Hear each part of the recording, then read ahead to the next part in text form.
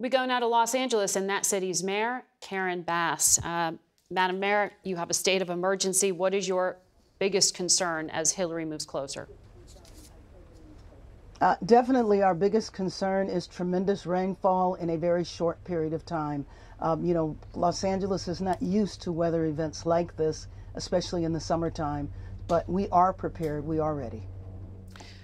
Are you asking people to stay where they are, or how should they prepare for what's coming?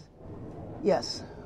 We're asking people to stay home, to be safe, that if they are outside for any reason and they happen to see fallen trees or power lines, that they stay very far away. If they need assistance, 911 and our 311 for city services. So we are all hands on deck here at the city's Emergency Operations Center. There is a lot to get to with you in regard to your city and the impact on the unhoused as well. I want to talk about that after we take this quick commercial break. If you'd stay with us, we will be back with more questions for the mayor.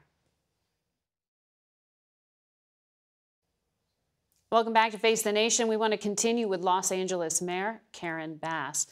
Madam Mayor, your city has an unhoused population of more than 40,000 people. Some of them reside in these LA riverbed areas. Are you going to have to go in and clear them out because of the rains that are coming? Well, actually, outreach started a couple of days ago, and you are right. We have hundreds of people on our riverbeds, and every time we have a rain event, helicopters drive by, as well as hundreds of outreach workers go by in advance to tell them to seek shelter, and we do have shelters open. And if you talk about our county, that's just the city. If you add in the county, you are talking about more than 70,000 people who are unhoused, and the vast majority of them are living outside in tents. When we spoke to you last year, you said your first plan of action was to declare a state of emergency to tackle that homelessness. Why hasn't it made more of a difference? Oh, well, you were talking about a tremendous number of people. We did declare a state of emergency on my first day in office, and in my first 6 months, we housed 14,000 people. But it just shows you the magnitude of the problem. In addition, I am worried because of the COVID protections ending, like an eviction moratorium, et cetera, that we are going to have more people who become housing insecure and hopefully do not fall on our streets. So we are working as fast as we possibly can, and especially in a situation like this where lives could be lost because of the weather event. In terms of economic strain, which is a factor, you have multiple labor strikes in your city. On the writers and actors strike, the two sides are still negotiating, but this has now dragged on, longer than the last strike back in 2008. That strike drained more than $2 billion from the economy. How hard is this hitting you? What are you doing to mitigate it? Well, it is hitting us very hard, and you were just talking about the writers. The writers have been on strike for more than 100 days, but we also have the Screen Actors Guild on strike as well, the actors. I will say, though, that negotiations are at least underway, so that is a step in the right direction, but you are absolutely correct. The entertainment industry is our foundational industry to our economy, and so our economy has been hit very hard. Is it time? In addition to that, hotel workers are on strike. Yeah. Is it time for you to intervene in those? Oh, I have been deeply involved in conversations with all of the affected parties, and so I am hopeful that there'll be a breakthrough, given that negotiations are underway, and that's an advance because that was not happening for many, many weeks. Before I let you go, I want to ask you about your role as a surrogate for President Biden's re-election campaign. Our latest polling shows 70% of Americans feel things in the country are going somewhat badly or very badly. Why isn't his message of accomplishment breaking through? Well, I mean, I think that's in part my job and other individuals to talk about what has been accomplished during the Biden administration. I mean, for the first time, we've had a lot of agreements around climate change, around transportation, infrastructure. If you remember, the last administration had infrastructure week numerous times, but there was never a bill passed. And a historic bill was passed under Biden's administration, and the economy is getting better. Remember, a few weeks ago, we were all anticipating, a few months ago, a terrible recession. That has not happened. I think that's indication of the strength of the Biden administration's policies. Okay, well, maybe some optimism will break through sometime soon there. Madam Mayor, we got to leave it. We'll be back. Thank you. Thank you. For a closer look at how the federal government is assisting Hawaii and preparing for the next disaster, we're joined by FEMA Administrator Deanne Criswell. Good morning to you. Good morning, Margaret. The president told Americans that he has put FEMA on standby to deal with any impact from Hurricane Hillary. What are you preparing for at this point? Margaret, it's a really good question because Hurricane Hillary is going to produce some really significant impacts to Southern California. We have a team that is embedded in California in the state EOC, and we also have several staff. One of our offices is there in California, so we had a lot of staff already on the ground. We are moving in some additional resources to make sure that we can support anything that California might need. But they're a very capable state as well, and they have a lot of resources. And so if it does exceed what their capability is, we're going to have additional search and rescue teams, commodities on hand to be able to go in and support anything that they might ask for. Well, I know you will be traveling with President Biden to Hawaii. What is it that you think he needs to see firsthand? You know, I think the biggest thing that the president needs to see is just the actual impact, right? It really feels different when you're on the ground and can see the total devastation of Lahaina town. And then he'll talk to some of the families that have been impacted by this and hear their stories. And what he's going to be able to do is he's really going to be able to, one, bring hope to this community, but also reassure them that the federal government is there, that he has directed them to bring the resources they need to help them as they begin to start their recovery and their rebuilding process, and do it in a way that they want us to help them with, right? This is their town, and we want to be able to support their vision for what Lahaina town rebuilds to look like. Well, I know federal investigators are now on the ground from ATF to assist with the probe into how this wildfire started. The governor of Hawaii has said many times that he believes that global warming is really the cause of what happened here. Now there's scrutiny of human decision-making, too. Does his conclusion about global warming match the facts you've seen? You know, I think what I would say is that we are seeing, right, a significant increase in the severity of the types of events that we're experiencing, the severe weather events that are fueled by these extreme winds, which is what we saw here, right? Records, decades of drought, dry conditions, and then these winds. And so when all of these different climate-related events come together, you know, it produces these catastrophic type events.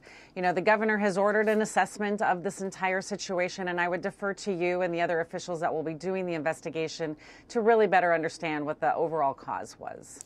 But if it makes natural disasters that much more intense, that ends up on your desk, right? So do you think that FEMA needs to be doing more to anticipate some of these worst case scenarios and decisions by local officials that make these things sometimes even more impactful? Yeah, Margaret, I think, you know, the threats we're seeing today are very different than what we saw 5 to 10 years ago, right? They are more intense, they are more complex. And so we do need to make sure that we're working with all of our communities to understand what the risks are going to continue to look like as we go into the next 5 or 10 years. And so we are working very hard with all of our local and state officials to better anticipate and understand what the risk landscape is going to look like, what types of mitigation measures they can put in place to help reduce the impacts of these risks, and help communities with their preparedness plans, and help individuals make sure they understand what the risks are going to be. You know, and thanks to the investments through the bipartisan infrastructure law, we have been given additional funding to really go into these communities and help them anticipate and put mitigation projects in place to reduce the impacts that we're seeing from these severe weather events. So should there be a national standard, for example, on when to activate a siren? I think that's going to be something that's up to each individual community, because sirens are used for a variety of things. I think the most important thing is that communities use the tools that they have to understand how they're going to prepare and warn individuals, and they put those plans in place. The cost of this is going to be a conversation here in Washington. As you know, you testified before Congress back in July that FEMA's disaster funds would be depleted by late August. That comes right in that Atlantic hurricane season time period. FEMA officials said on Friday to reporters that the agency has sufficient resources to meet the immediate life-saving operations. Those things seem contradictory. How close are you to depleting this disaster fund? Yeah, we're watching our disaster relief fund very closely, and the projections that we put out there, the analysis that we do, takes into account the response to a major event like we are responding to in Maui, or that we will respond to potentially in California. Our estimates do still stay that we may have a depletion of our fund now. It's pushed into the middle of September. And as we get closer to that, I mean, this is a day-by-day monitoring of the situation. We will start to move some of our recovery projects and delay them until the next fiscal year, so we can assure that we have enough funding to support any responses to do life-saving, life-sustaining needs for any of these systems that are developing, whether it's California or what we're seeing in the Atlantic. Congress doesn't come back till after Labor Day to authorize new funding. So can you say at this point that what you have in your hands won't impact operations?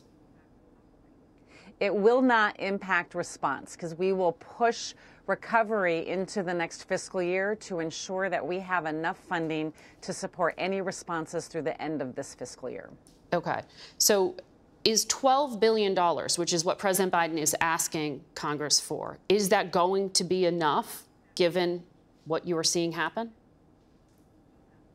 Yeah, the $12 billion was going to be able to cover some of the immediate needs that we were going to need to get through this fiscal year.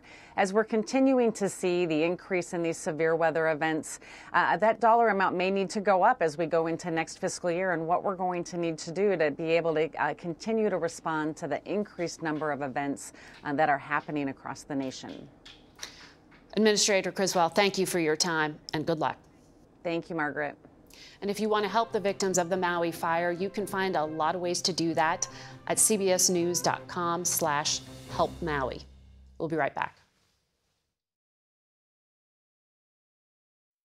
We turn now to the 2024 campaign, and our new CBS News poll shows former President Trump with his biggest lead yet this cycle, with support of 62% of Republican primary voters surveyed. Florida Governor Ron DeSantis has dropped since our last survey. He's now at 16%. And the rest of the field remains in single digits, as most of them prepare for the primary debate coming up later this week. Our elections and surveys director, Anthony Salvanto, is here with us. Anthony, it's great to see you in person. Good to see you.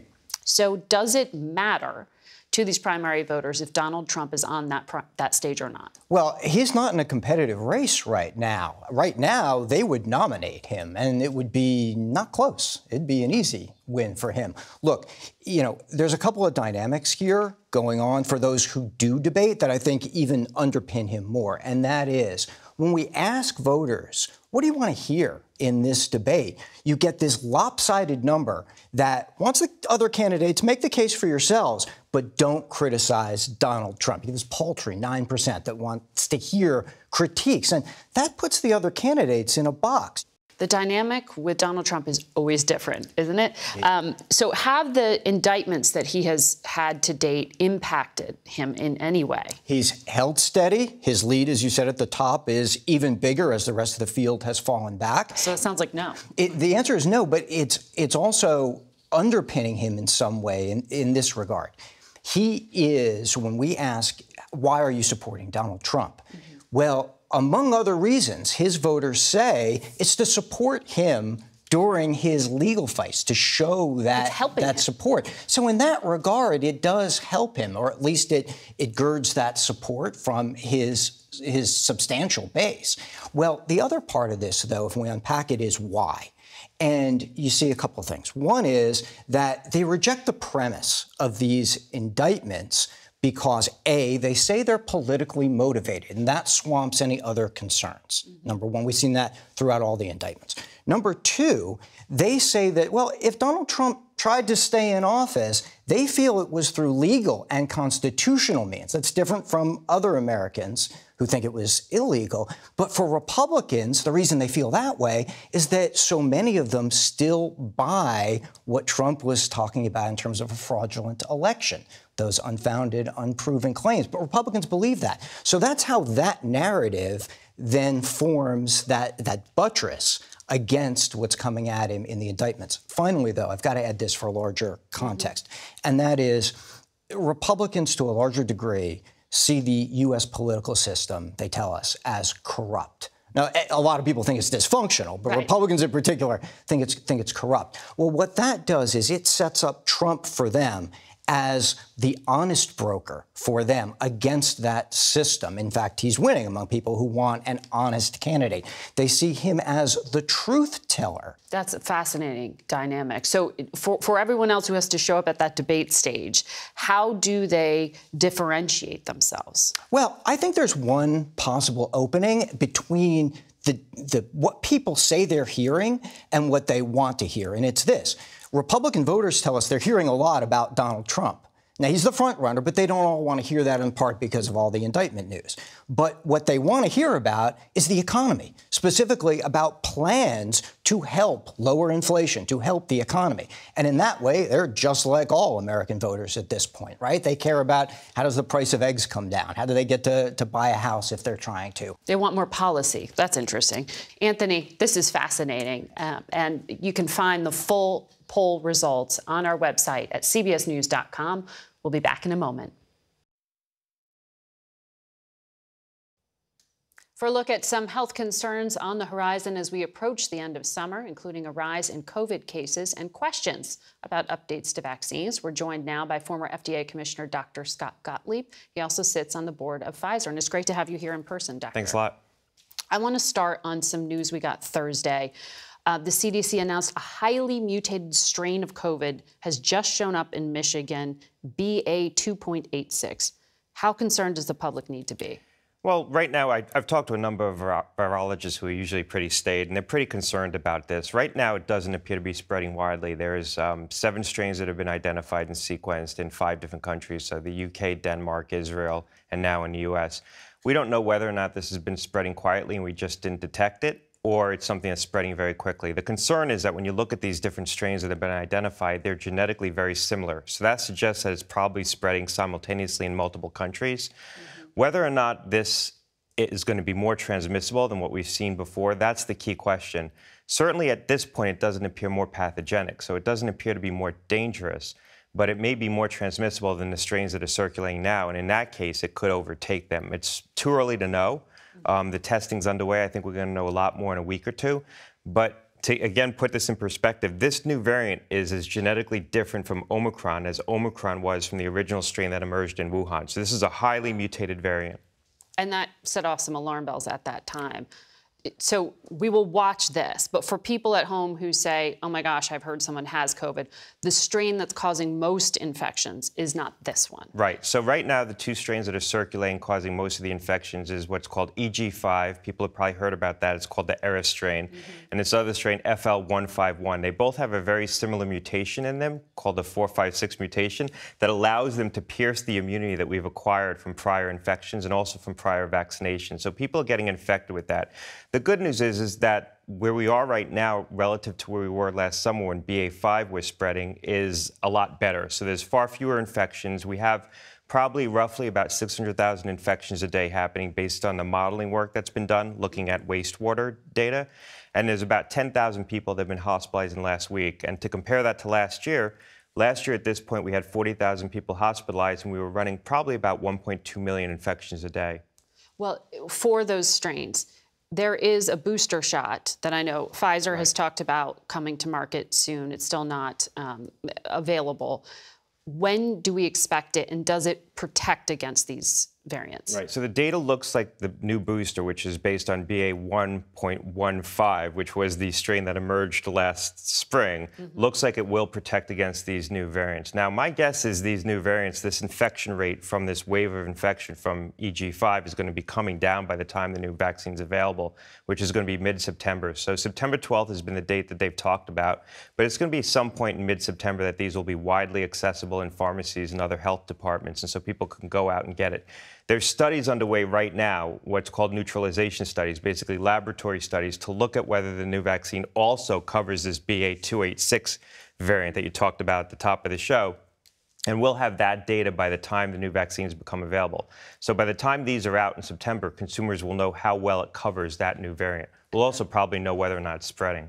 And Moderna has one, and perhaps and Pfizer, others. and Novavax as well. And Novavax. So what's different as we go into the fall and back to school is that the federal government emergency programs have largely stopped. So people have to actually plan getting their vaccine. You can't get them for free everywhere. How is that going to impact what the season looks like ahead? Yeah, so insurers are going to cover these vaccines in the same way they cover flu vaccines for people who have insurance. For people who are underinsured or uninsured, the administration has a program where people are going to be able to get these for free at pharmacies.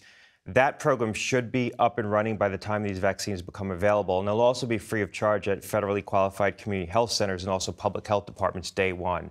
So they should be widely accessible. It doesn't mean there's not going to be gaps in coverage in people who face certain hardships, but broadly, most people should be able to get these free of charge without a copay based on what I'm seeing right now from the insurance companies. Of course, they have to choose to get them. And we know, 17% of the population took the booster shot, according to the CDC, last time around. Why does someone need to continue to update? Yeah, look, I think we have to have a lot of humility around this virus. There's a lot we don't understand, and it's continuing to surprise us, as it is with this BA.286 mutation. But this does look like it's going to be a flu-like paradigm where there's going to be new variants that emerge each year. Hopefully we'll guess right in terms of how we formulate the vaccines, but you're going to need updated protection like you do from flu to try to match the vaccine against the variants that's circulating.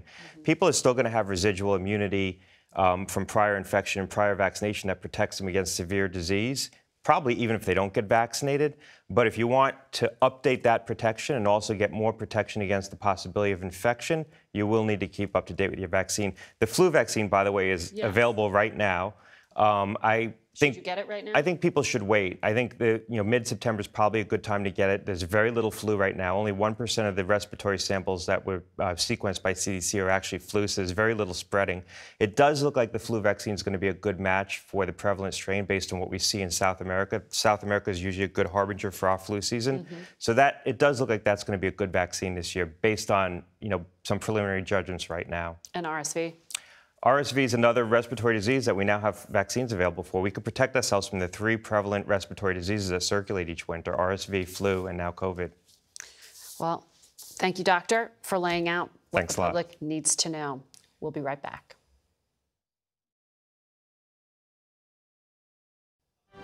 That's it for us today. Thank you all for watching. Until next week. For Face the Nation, I'm Margaret Brennan.